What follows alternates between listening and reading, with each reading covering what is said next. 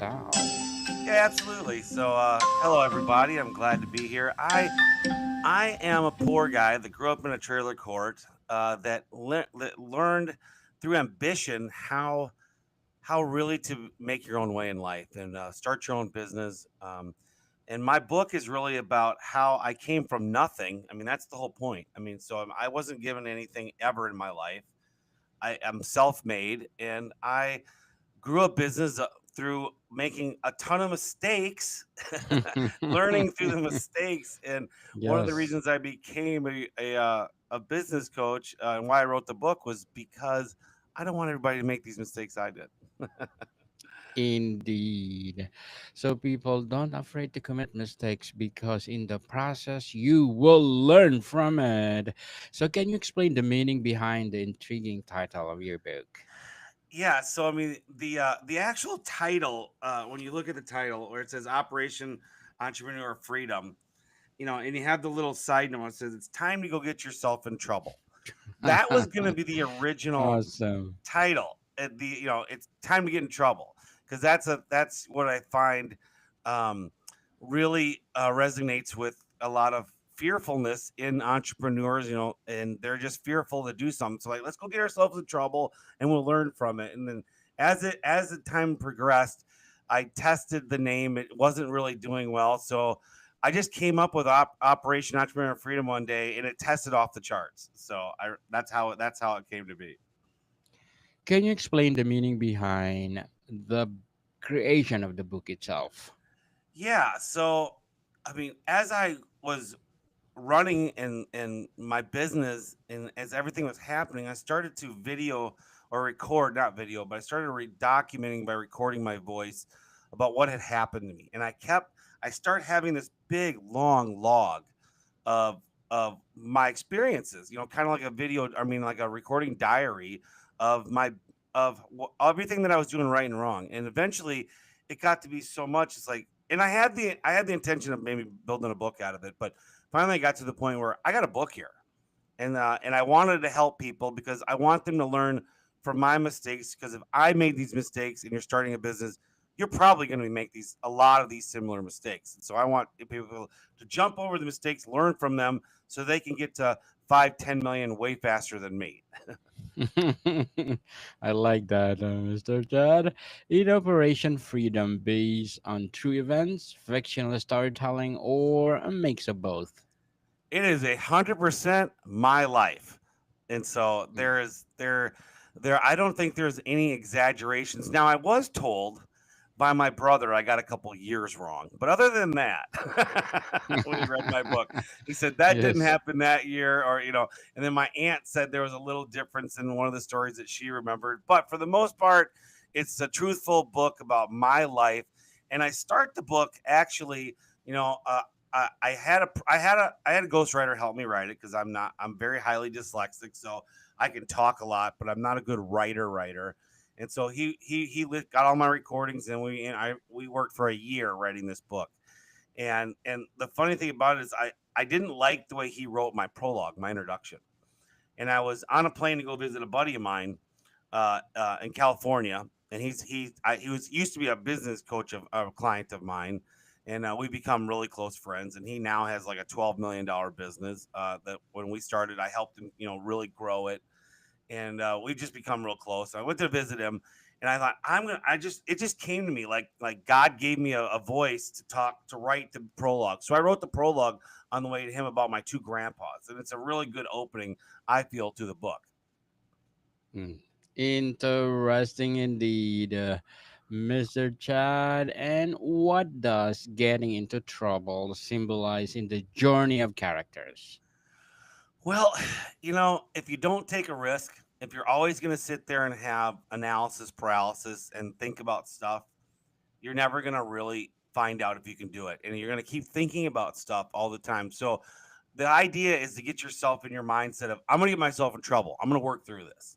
And then that's kind of the motto of how I coach. And so you can take a better calculated risk as you start getting some wisdom and making some mistakes.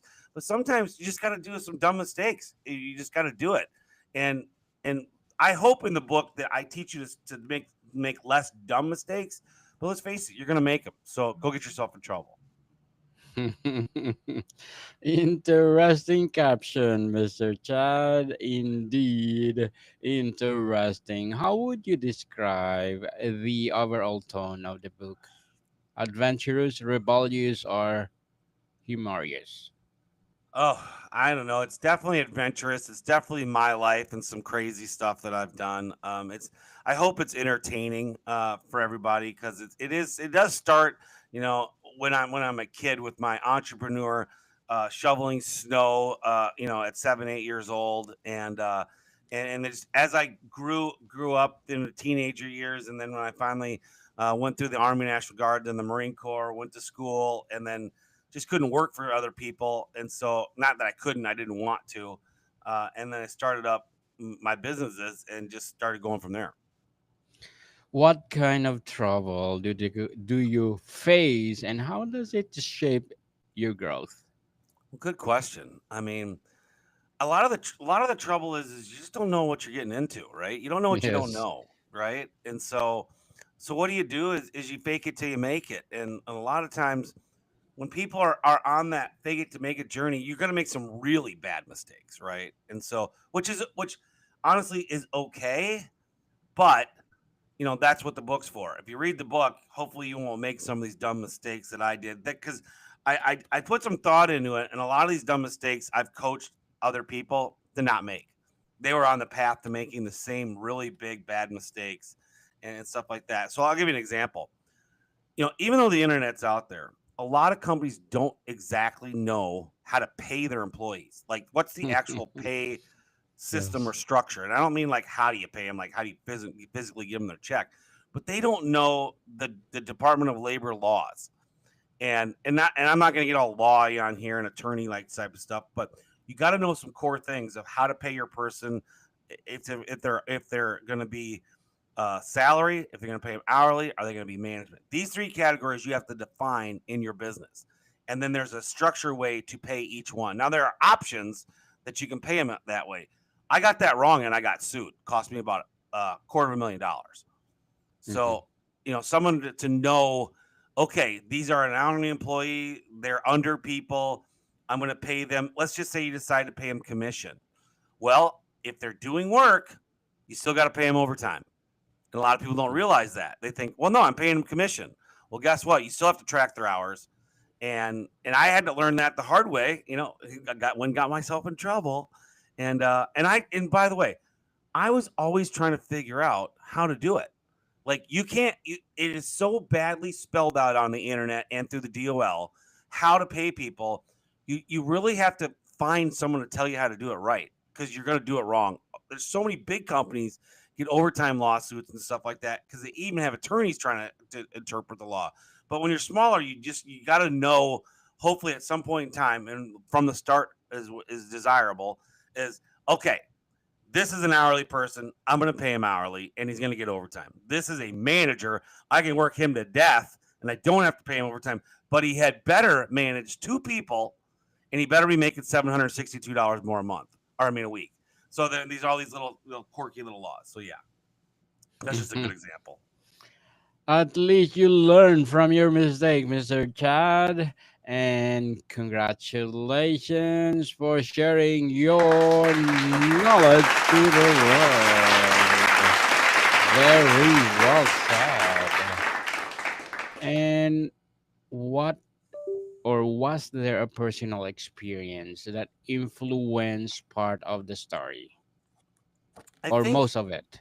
yeah. I mean, I don't know about most of it, but one of my stories that I like to tell a lot is when I was in the basic training. So this is before I even started business, and so I had been an entrepreneur, had a few little side job type stuff, as a teenager and all, and then as an adolescent shoveling snow. But you don't really people don't realize leaders are not born. That is a myth. Leaders are come out of chaos. They come out of situations that happen that made them become a leader. And the, I have a story in the book about how I went from the ranks in basic training of the army, from literally going into week 4 and the drill instructors didn't even know who I was.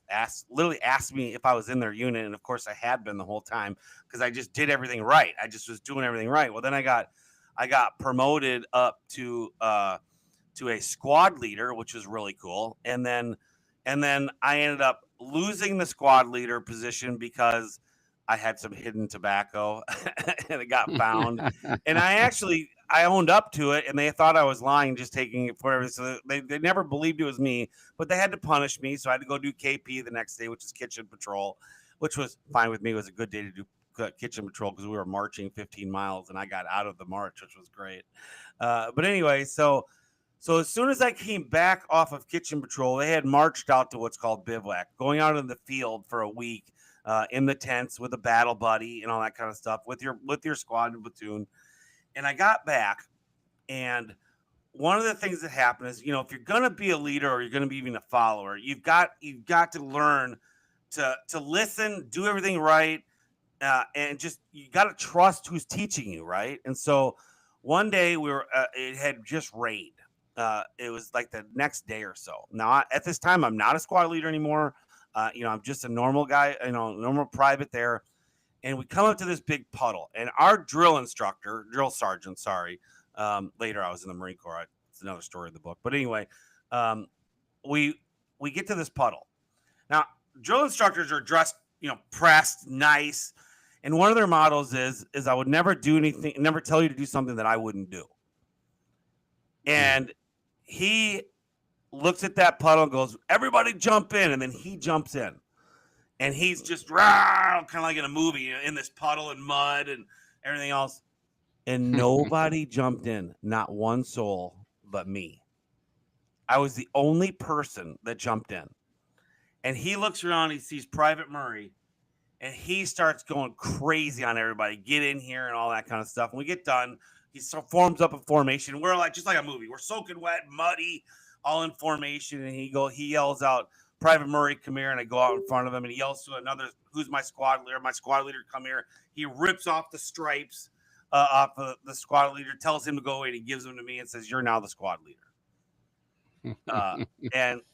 And so then that happens, and then it wasn't a day or two later I became platoon leader, and the rest of the whole time, the next 4 weeks, I graduated as a platoon guide, which, by the way, is nearly impossible to do when you're there. So you graduate with the honors of being a platoon guide, which you don't get any more pay or anything, but I did, and I got told by when we were graduating. I got brought in the office with all the squad leaders. The drill instructors, drill sergeants. They put me in a room day of graduation, and they said, "You're the only one that's ever gone 4 weeks as a platoon guide that we've ever had." Pretty cool. And why did I make it like that? Good leadership. I was given tasks. I delegated correctly, and I really learned how to be a leader from that day forward. And it really carried me on to really build a business because I used that same kind of that same type of mindset when I would hire people, and it really did work. Congratulations, Mr. Todd, for being a leader. How do you define true freedom in the context of Operation Freedom? Great. So when building a business, you don't want to build a job, right? You do not want to build a job for Yes. yourself. And so when you're building a business, you want to build that business to where it doesn't rely on you. And that can mean many things. That could mean that you're not the one opening the doors. That could mean you can go on vacation for a long time and the business still operates. Or it could mean you're like me, where I don't even have an office at my service business. I don't work there. Now I still do help hire the sales guys, and I do 2 sales meetings a week, but I don't have an office there. I do it through Zoom. They all have to show up on Tuesdays, and I show up on Thursdays. But that's what I'm saying. You got to get the business to where it doesn't rely on you. And so that is a very hard thing for service businesses. And by the way, I can coach anybody. And I specialize in service businesses, painters, landscapers, chimney sweeps, window washers, maid services, all the home services type stuff. But I've also coached an attorney. I've coached a pharmacist. So I've coached many things outside of the service industry because running a business is the same. And so, but the freedom of it, I mean, my attorney I coached, he didn't want to be in court anymore. He wanted to literally show up, collect the money, hire, look at some cases, and leave. So we coached him into that. I coached him for 6 months. So he didn't know the systems to build to get there, and so that's like, again, you don't know what you don't know. And so nobody trains you in college, in high school, how to run a business, right? So it's Yes. something that you have to learn on your own, or skip the learning hardships and hire a mentor or a coach. Totally agree with you, Mr. Chad. And how does your book balance action, emotion, and deeper philosophical ideas? Well, at the end of every chapter, we have what's called the toolbox. And it may not, we may have skipped a couple chapters. For the most part, at the end of the chapter, we have a little section called toolbox. And what that does is it defines my story of how you can implement it into your business. And so it really helps. So I didn't want to just write a story, right? I wanted to make this an implementable book to help people that own a business. So I would tell my story, or in the chapter. And at the end of the chapter, I'd say how you would go out and make this actionable in your business. Indeed. Interesting, Mr. Chad. So, are there any characters that you particularly relate to a personal level? No, I'm the book. You got my, but I mean, in the beginning, you have my grandpas, and if you read Yes. the opening book, the tale of my two grandpas. Really, the moral of the story is they were both solopreneurs. One was happy being a solopreneur, and one who really had dreams of being an entrepreneur but never made it. And so, and I love both of my grandpas, and it just came to me one day to talk about them. So they're in the book, and then, I mean, there's my mother who really worked her butt off her whole life for me, a single parent. My dad, who I love and am close to, was not a financially. He was a deadbeat financial dad. He was a good dad. And matter of fact, my mom and him have a good relationship to this day still. But he was not a good financial dad as I grew up. So we did not grow up with a lot of means. We got what we needed, and that was it.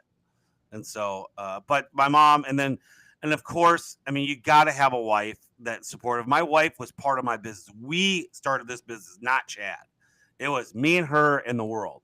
And so here's a tip for everybody. If you're running a business, a service business, don't answer your phones in the field.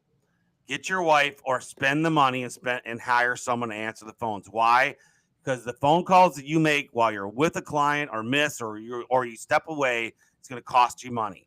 The biggest, fastest thing you can do to grow to where you're sustainable and making money is have somebody competent answering the phone in an office, even if they're just staring at the phone and they're only answering it 3 times a day. That is better than you answering it while you're driving, on a roof, washing a window, if you're a plumber in a bathroom.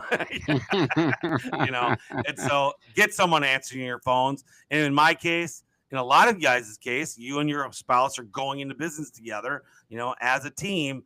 Have her answer the phones. And I mean, let's face it, my wife in the beginning, we had small kids at the time. We have 5 daughters now, but we had, at the time when we started, we had one daughter, and then we had our second one really soon in our second year of business.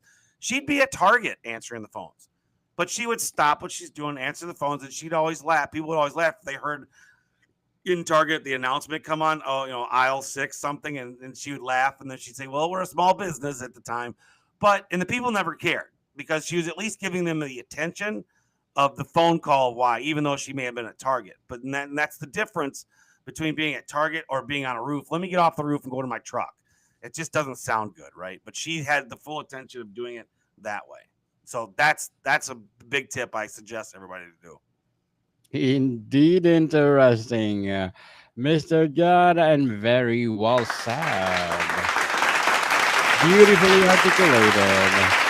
And as an author and entrepreneur, what will be your short term and long term goals? Help as many people as I can. I mean, that's always, I want to help as many people as I can be successful, win. I mean, part of everything in life is, can you win? You're not going to win every day, right? But you have to keep that mindset to win. As a matter of fact, I have a weight loss doctor. I've lost 40 pounds in the last 3 months, and I kind of got lazy here. I've been stuck at the weight I'm at for about 3 weeks now, he told me a little story, a little Jesus parable, a Bible parable about something about the mustard seed. If you know, but if you know the Bible, I don't know it as well. How it tells the mulberry bush to go throw itself in the water. Something I don't know, but the parable is this: your Yes. mouth is your rudder. Okay, so if you speak it, you got to realize all your actions are going to follow that way. So if you are always being negative or something like that, or you're always having one mindset problem within your business, change it. And I want everyone to understand that's the fastest way you can change your life is by helping other people and just by giving them easy advice of your tongue is your rudder. Walk it. You'll walk that path if you talk that path. And when I help people, that's one of the first things I try to tell them is is if you walk the walk, you better talk the talk. And so, Mm. because if you don't, your actions, your actions are never going to follow up with your mouth says. There are people who talk and don't walk the walk for sure. There's more of those for sure. But you got to start talking it first, get it in your own mind that you're doing it. But I want to help as many people, really, to build their business to where it's not such chaos, to where there's so much struggle out there. I want you to help you get your cash flow right. I want to help you, be able to sell better, how to train faster, how to hire faster, how to let go of employees faster that you hold on too long, how to really start to know your numbers, and how to build in today's day, how to start using AI. I mean, I use AI every day in my service business. People don't realize I'm a service business. How do you use AI? Well, it's not in the book yet because I haven't. It's all come up afterwards. But you got to stay up on the times, right? And how to do that, as you're still running your business, it's tough. That's why you have to talk to other people, and you have to spend time to work on the business. Such an overplayed thing in coaching, but working on the business is everything. So if you're still out in the field, you need to take Fridays off. I suggest take Fridays off. Work on the business on Fridays. Work Monday through Thursday, and then take Fridays off and work on it. And then your whole goal there is get out of the field because you can manage yourself managing 4 or 5 guys out in the field better than you can just manage yourself and manage one other person out in the field. So get out of the field. That's my biggest suggestion that you should do. Good luck to your goals, Mr. Chad, and looking for more success. If you could sum up the book's message in one sentence, what would it be? You can do it. You can do it. That even if you've been failing or you have been stuck somewhere, listen, I literally came from a trailer court in Wisconsin, was shipped back and forth to Texas my whole life. I had to start over in Texas every year with trying to find friends. And I knew at some point in time I was going to own my own business. And your message is this: if I can do it, I know you can do it. And you hear that at times, but the fact of the matter really, really is, people, audience, is if you really do want it, you'll go get it. But you have to go get yourself in trouble to do it, right? Yes, definitely.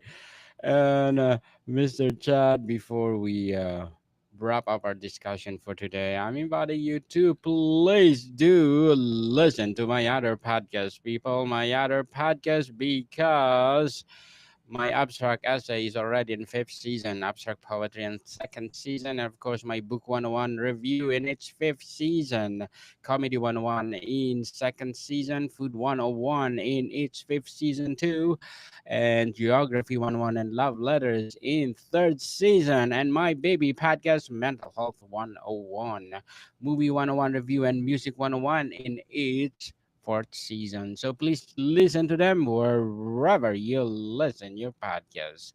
So, Mr. Chad, what advice you give to readers who are inspired to seek their own operation freedom in life?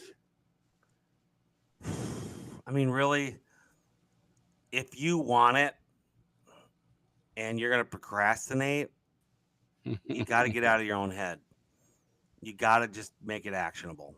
And that where we come right back to where I just said it a little second ago is you got to in your mind, you'll get yourself in trouble. You got to take a risk.